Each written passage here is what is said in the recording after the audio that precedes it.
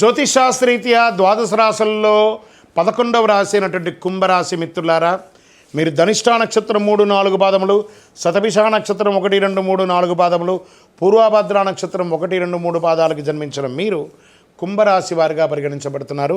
ఈ నెల మీకు శుభ ఫలితాలు ఎలా ఉన్నాయంటే, శని 7.5 శని నడుస్తుంది, 7.5 శని సంచారం ఎల్నాడి ప్రభావంతో కుంభరాశి మిత్రులారా, ఈ నెల ఫలితాలు మిశ్రమంగా ఉంది.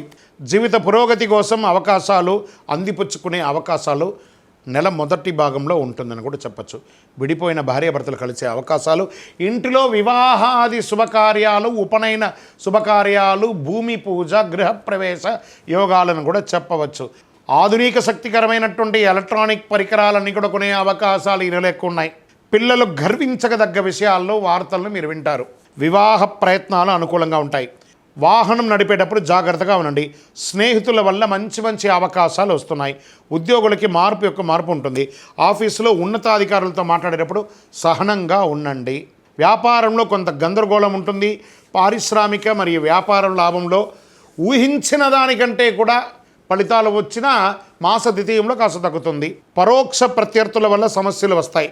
వ్యాపారంలో కొత్తగా ఏది కూడా ప్రారంభించకండి, ఉన్నదే చాలు. బాగా జాగ్రత్త పడండి అని కూడా చెప్పచ్చు. వైద్యపరంగా ఒక టెస్ట్ తీసుకోండి. రాజకీయ నాయకులకి మిశ్రమంగా ఉందని కూడా చెప్పచ్చు. తస్మాత్ జాగ్రత్త. షేర్ మార్కెట్ జాగ్రత్త అండి. మీడియా రంగం వారికి మిశ్రమం. విద్యార్థులు బాగా చదవాలండి. ఈ నెల సానుకూలమైనటువంటి రోజులని చెప్తే 2, 4, 8, 11.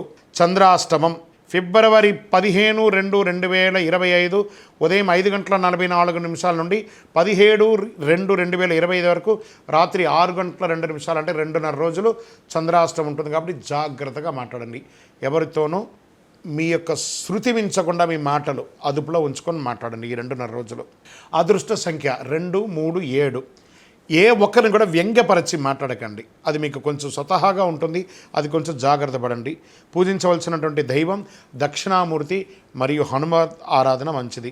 శుక్రవారాల్లో అమ్మవారిని ప్రార్థన చేయండి. మీ ఇంటి ఇలవేలుపుకి ప్రార్థన చేయండి. మీ వయస్సు ఎంత ఉందో అన్ని దీపాలు వెలిగించండి. హనుమంతుడికి తమలపాకుతో అర్చన చేయండి. దక్షిణామూర్తిని ప్రార్థన చేయండి. గురువారాల్లో పసుపు వస్త్రాన్ని ఒకసారి ధరించండి. విజయోస్తు.